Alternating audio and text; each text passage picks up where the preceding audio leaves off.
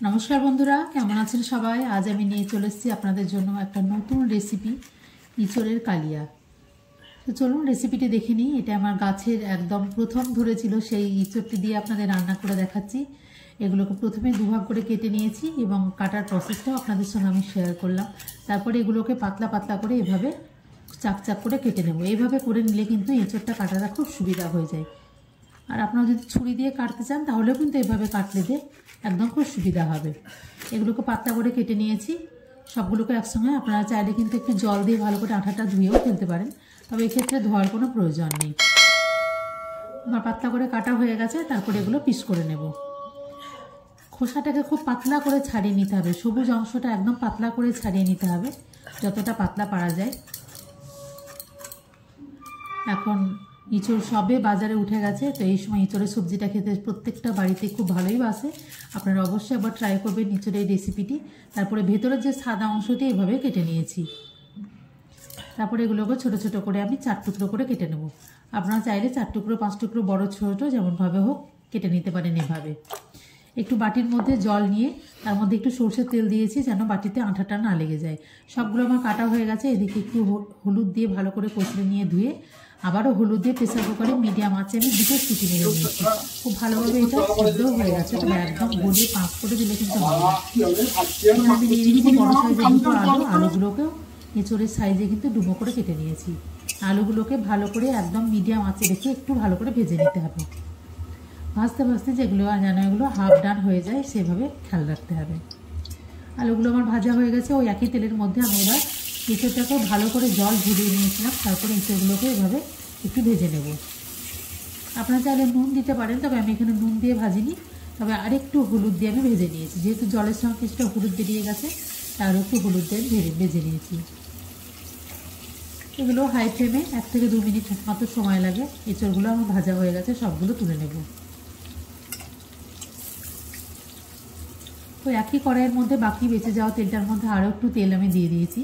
তারপর তেলটা গরম হয়ে গেছে। এখানে একটু শুকনো লঙ্কা, 5 ফোড়ন, তেজপাতা এবং একটু গরম মশলা, দারচিনি, এলাচ, লবঙ্গ খুব ভালোভাবে যেন এটা গন্ধ বেরিয়ে আসে ততক্ষণ পর্যন্ত এটাকে ভেজে নিতে হবে। তারপর এখানে কুচনো পেঁয়াজ আমি দিয়ে দিয়েছি। পেঁয়াজগুলো খুব ছোটো ছোটো করে কুচি করে নিয়েছি। কুচনো পেঁয়াজটা একটু লাল করে ভেজে নিতে হবে। পেঁয়াজটা কুচি করা আছে। এখানে আমি 2 ধরনের পেঁয়াজ ব্যবহার করব। এখানে কালারের জন্য দিয়ে দিয়েছি সামান্য পরিমাণে হলুদ গুঁড়ো এবং কাশ্মীরি রেড চিলি পাউডার। তেলের উপরে হলুদ এবং লঙ্কা গুঁড়ো দিলে কিন্তু কালারটা খুব ভালো আসে। আপনারা চাইলে আর একটু কালার বাড়ানোর জন্য একটু চিনিও এখানে অ্যাড করতে পারেন।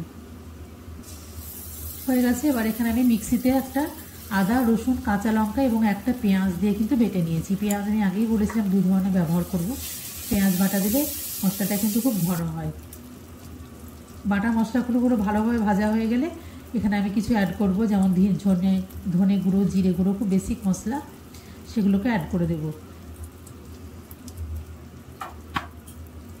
আর সামান্য পরিমাণ জল দিয়ে মশলাটা খুব ভালো করে কষিয়ে নিতে হবে। মশলা থেকে যেন খুব ভালো করে তেলটা ছাড়তে লাগে, তাহলে কিন্তু মশলাটা খুব ভালোভাবে কষানো হয়ে যাবে। এখানে আরও কিছু মশলা আমি অ্যাড করব। প্রথমে এই মশলা থেকে একটু তেল বেরিয়ে আসুক। এখন উপরে কিন্তু ভালোভাবে তেলটা ছড়িয়ে গেছে। এখানে আমি অ্যাড করব 2 চামচ পরিমাণ টমেটো সস। আপনারা চাইলে টমেটো কেচাপ বা টমেটো কুচিও ব্যবহার করতে পারেন, কিন্তু টমেটো সসটা দিলে এর স্বাদটা একদম বিয়ে বাড়ির স্টাইলে বা রেস্টুরেন্ট স্টাইলে কিন্তু চলে আসবে। স্বাদটা ভীষণই ভালো হয় টমেটো সস দিলে। তো আপনারা চাইলে 2 চামচ আমার মতো সস দিয়ে বা টমেটো কেচাপ দিয়েও ব্যবহার করতে পারেন। এখানে আমি নিয়ে নিয়েছি সামান্য পরিমাণে সবজি মশলা। তারপরে আবার একটু জল মিশিয়ে সবজি মশলাটাকে কিন্তু ভালোভাবে কষিয়ে নেব। একদম ঘরোয়া পদ্ধতি, ঘরোয়া উপকরণ দিয়ে এঁচড়গুলো যেন ভালোভাবে সেদ্ধ হয় এবং যেন ভালোভাবে ভাজা হয় সেদিকে খেয়াল রাখতে হবে। তারপরে আমি আগে থেকে ভেজে রাখা আলুগুলো এখানে দিয়ে দিয়েছি। মশলার সঙ্গে খুব ভালোভাবে মাখিয়ে নেব। দিয়ে দেবো পরিমাণ মতো লবণ। তারপর এগুলোকে মিশিয়ে আলুটাকে একটু বয়েল হওয়ার জন্য একটু সময় দিতে হবে। যেহেতু এঁচড়টা আগে থেকেই প্রেসার কুকারে সেদ্ধ করা, কিন্তু আলুগুলো সেদ্ধ করা নয়, তাই সামান্য পরিমাণ জল দিয়ে আমি এখানে 5 মিনিট মতো একটু ঢাকা দিয়ে রাখবো। 5 মিনিট পর দেখে নিয়েছি আলুগুলো সেদ্ধ হয়ে গেছে এবং মশলা থেকে আবারও তেল ছেড়ে গেছে।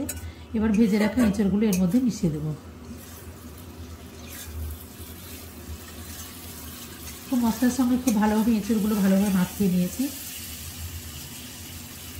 এবার এখানে আবারও কিছুটা পরিমাণ জল দিয়ে দেবো। আপনারা চাইলে গ্রেভিটা খুব বেশি বা কম করে নিতে পারেন।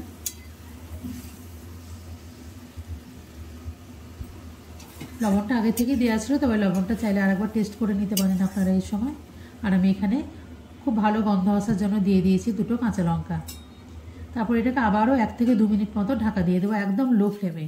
এখন দেখুন একদম সুন্দরভাবে তেলটাও ছেড়ে গেছে, খুব ভালোভাবে সুসিদ্ধ হয়ে গেছে। ওপর থেকে গন্ধ বাড়াবার জন্য দিয়ে দিলাম কিছুটা গরম মশলা গুঁড়ো, 1 চামচ ঘি।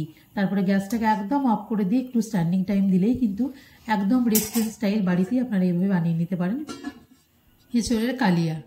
আমার এই রেসিপিটি ভালো লাগলে আমার চ্যানেলটিকে সাবস্ক্রাইব করবেন, নতুন বন্ধু হয়ে আমার পাশে থাকবেন এবং কমেন্ট করে জানাবেন অবশ্যই যে রেসিপিটি কেমন হয়েছে।